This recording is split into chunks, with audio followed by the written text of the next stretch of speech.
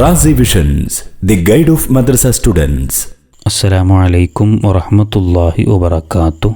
Razi visions YouTube ചാനലിൻ്റെ പുതിയ ഒരു വീഡിയോയിലേക്ക് നിങ്ങളെ ഹൃദ്യമായി സ്വാഗതം ചെയ്യുകയാണ്. നിങ്ങൾ ആദ്യമായിട്ടാണ് ഈ ചാനൽ കാണുന്നതെങ്കിൽ ചാനൽ ഒന്ന് സബ്സ്ക്രൈബ് ചെയ്യണേ.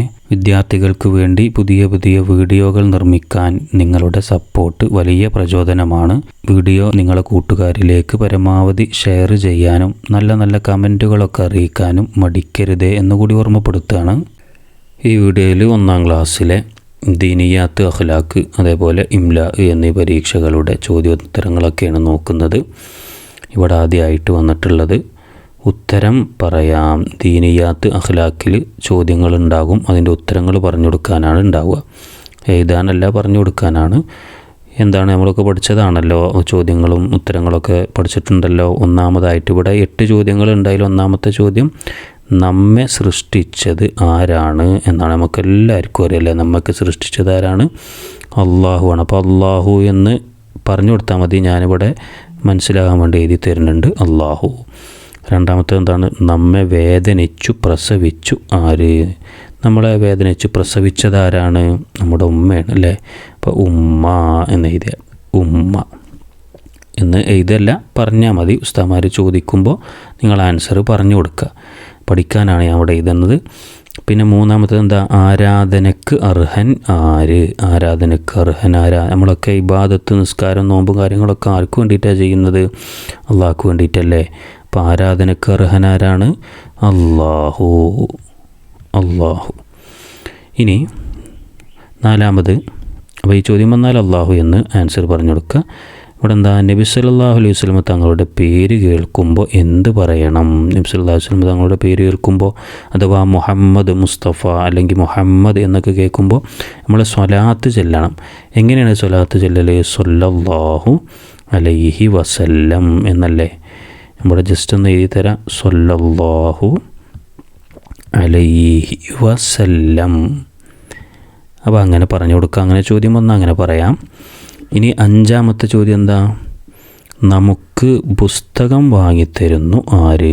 നമുക്ക് പഠിക്കാൻ വേണ്ടി പുസ്തകം, അതുപോലത്തെ പഠനാവശ്യത്തിന് വേണ്ട കാര്യങ്ങളൊക്കെ വാങ്ങിത്തരുന്നത് ആരാണ്? അത് ഉപ്പയാണല്ലേ. അപ്പോൾ ഉപ്പ എന്ന് പറഞ്ഞാൽ മതി. ഈ ചോദ്യം വരുമ്പോൾ ഉപ്പ എന്ന് പറയാം. ഇനി 6ാമത്തെ ചോദ്യം ഇവിടെ എന്താണ്? നബി സല്ലല്ലാഹു അലൈഹി വസല്ലമയുടെ പേരെന്ത്? നമ്മുടെ നബിയുടെ പേരെന്താണ്? മുഹമ്മദുൻ സല്ലല്ലാഹു അലൈഹി വസല്ലം അല്ലേ. അപ്പം മുഹമ്മദ്. ഇനി മുഹമ്മദ് മുസ്തഫ എന്ന് പറയുകയാണെങ്കിൽ അതും പറയാൻ കുഴപ്പമില്ല, മുഹമ്മദ് എന്ന് പറഞ്ഞാലും മതി. ഇനി 7ാമത്തെ എന്താണ്? നബി സല്ലല്ലാഹു അലൈഹി വസല്ലം ജനിച്ചത് എവിടെ? നബി തങ്ങൾ ജനിച്ചത് നമ്മൾ പാട്ടായിട്ടൊക്കെ പഠിച്ചിട്ടുണ്ടല്ലേ. നബിയുടെ ജനനം എവിടെയാണ്? മക്കത്താണ്. അപ്പം മക്കത്ത് എന്ന് പറയാം, അല്ലെങ്കിൽ മക്ക എന്നൊക്കെ പറയാം. നബി സല്ലല്ലാഹു അലൈഹി വസല്ലം ജനിച്ചത് എവിടെ? മക്കത്ത്. ഇനി 8ാമത്തെ എന്താണ്? അവസാനത്തെ ചോദ്യം, നബി സല്ലല്ലാഹു അലൈഹി വസല്ലമയുടെ പിതാവിൻ്റെ പേരെന്ത്? നബിയുടെ പിതാവിൻ്റെ പേര്.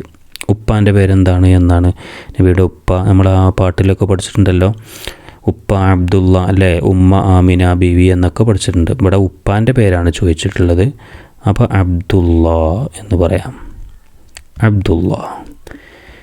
ഈ ചോദ്യങ്ങൾ മാത്രമല്ല, ഇതുപോലത്തെ കുറേ ചോദ്യങ്ങളൊക്കെ നമ്മൾ പഠിച്ചിട്ടുണ്ട്. അതിൻ്റെയൊക്കെ ഉത്തരങ്ങൾ നോക്കുക. ഉസ്താദ്മാർ ചോദിക്കുമ്പോൾ ഉത്തരങ്ങൾ പറഞ്ഞു കൊടുക്കുക. ഇനി ഇതുപോലെ തന്നെ ഇംലാ പരീക്ഷ ഉണ്ടാവും. കേട്ടെഴുത്ത്. ഉസ്താദ്മാർ ഓരോ വാക്കുകൾ ഇങ്ങനെ വായിച്ചു തരും. നമ്മളത് കേട്ടിട്ട് കാണാതെ എഴുതാണ് വേണ്ടത്. കുട്ടികൾക്ക് മാർക്ക് ചിലപ്പം കമ്മിയാവാനുള്ള ചാൻസ് ഉള്ളൊരു പരീക്ഷയാണ് കേട്ടെഴുത്ത്. കേട്ടെഴുത്ത് ഉസ്താദ്മാർ വായിച്ചു തരുമ്പോൾ പറയുന്ന സമയത്ത് നല്ല ശ്രദ്ധാപൂർവം കേൾക്കണം. അപ്പോൾ തന്നെ ആ വാക്ക് നമ്മളെ മനസ്സിൽ ഇങ്ങനെ ആലോചിക്കുക. നമ്മൾ പുസ്തകത്തിൽ പഠിച്ചതൊക്കെ ഇങ്ങനെ ആലോചിക്കുക, ഏതാണ് അക്ഷരങ്ങൾ എന്നുള്ളത് നോക്കുക. അതിൽ തെറ്റാനുള്ള ഒരേ അക്ഷരങ്ങൾ, ഒരേപോലത്തെ അക്ഷരങ്ങളൊക്കെ വരുമ്പോൾ അതാണ് പ്രയാസം ഉണ്ടാവുക. അപ്പോൾ ഒന്ന് ശ്രദ്ധിച്ചാൽ മതി. ഉസ്താദ്മാർ പറയുന്നത് നല്ല പോലെ കേട്ടിട്ട് എഴുതുക. ഇവിടെ ആദ്യമായിട്ട് ഹാസൂബുൻ എന്നൊരു വാക്കാണുള്ളത്. ഈ വാക്കുകൾ തന്നെ ആയിക്കൊള്ളണമെന്നില്ല, പുസ്തകത്തിൽ ഇഷ്ടംപോലെ വാക്കുകളുണ്ട്, ഏതും ആവാം. മോഡലിന് ഇവിടെ കുറച്ച് കൊടുത്തു എന്ന് മാത്രം. എന്താണ്? ഹാസൂബുൻ എന്നാണ് ഒന്നാമത്തെ. അപ്പോൾ ഉസ്താദ്മാരത് വായിക്കുമ്പോൾ അത് കേട്ട് കൃത്യമായി നമ്മൾ എഴുതണം. 2 കാര്യങ്ങളാണ് ഇവിടെ ശ്രദ്ധിക്കാനുള്ളത്. ഹാ കഴിഞ്ഞിട്ട് അലിഫ് ഇട്ടിട്ട് നീട്ടണം, ഹാ. പിന്നെ അതേപോലെ തന്നെ സീനിന് ലൊമ്മായതുകൊണ്ട് വാവ് കൊണ്ട് നീട്ടണം. അത് രണ്ടും നിർബന്ധമായിട്ടും ശ്രദ്ധിക്കുക. ഹാസൂബുൻ. പിന്നെ ഈ ഹാ എഴുതുമ്പോൾ ചിലപ്പം ചില കുട്ടികൾ ഈ ഹാ എഴുതാറുണ്ട്. ഏത് ഈ ഹാ എഴുതാറുണ്ട്, ഹാ. അതൊന്ന് ശ്രദ്ധിക്കുക. ഇതെല്ലാ പുസ്തകത്തിലും നമ്മൾ ഹാ എന്നുള്ള പഠിച്ചത് ഹാസൂബുൻ. രണ്ടാമതായിട്ട് വേറെ ഒന്നുകൂടെ വന്നിട്ടുള്ളത് എന്താ, ഈമാനുൻ എന്നാണ്. ഈമാനുൻ.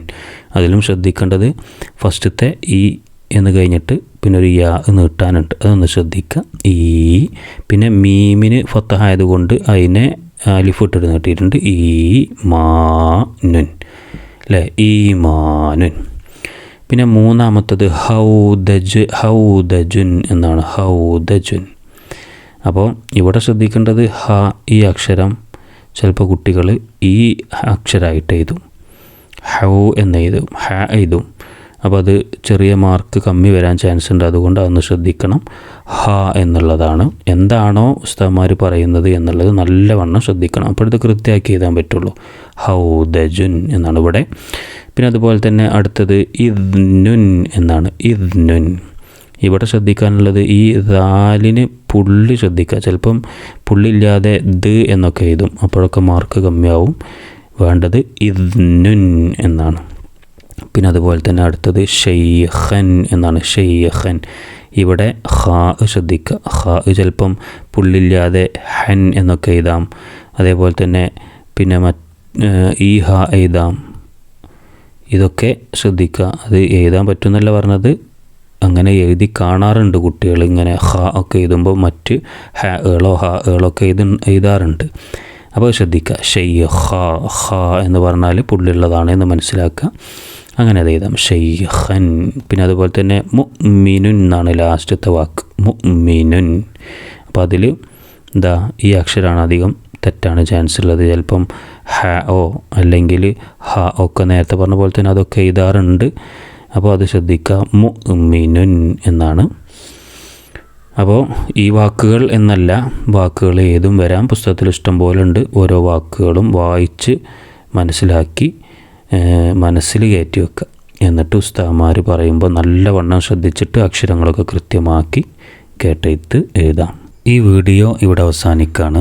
മദ്രസ വിദ്യാർത്ഥികൾക്ക് വളരെ ഉപകാരപ്രദമായ പലവിധ വീഡിയോകളും നമ്മളെ ചാനലിലുണ്ട്.